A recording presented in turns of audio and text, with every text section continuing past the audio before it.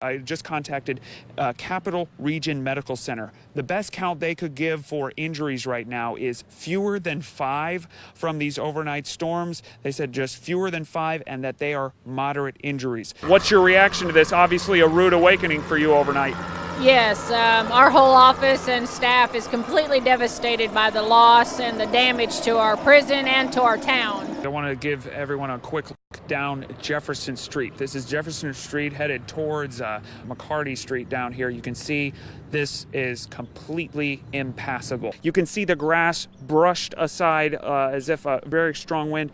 This gutter you can see here just wrapped around this sign that is bent down like this. And I want to walk up here a little ways and show you the intense amount of damage. Utility pole snapped in half, just dangling in front of the, dangling into the street. And if you can look up here, you can see down Jefferson Street, down to Dunklin. Words cannot describe what we're seeing right now. A whole neighborhood is out, just battered by this tornado. This is our first look, obviously, in daylight hours of this area of the city. The wind hit this trailer, smashing it into a car there.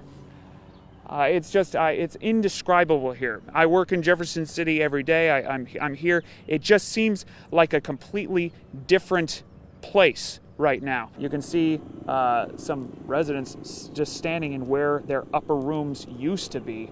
And then, of course, you can see residents gathering down here. You can see the down power lines. This tree right here uprooted and just tilted right over. These splinters of wood, I did not position this here. This is here from last night. A lot of these splinters of wood everywhere. This tells you how dangerous it would have been last night if anybody was out and about and not in shelter. Very obviously, extremely strong winds. And I just want to encourage everybody and let them know that the things that we see now, we'll get this cleaned up.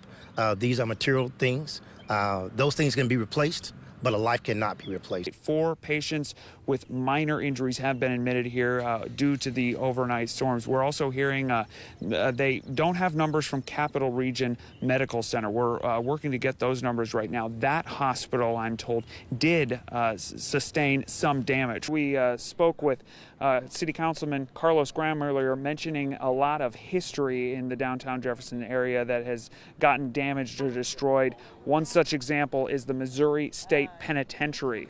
If we can walk over here a little ways, you can see wind took out these more than a century-old walls here at the old MSP.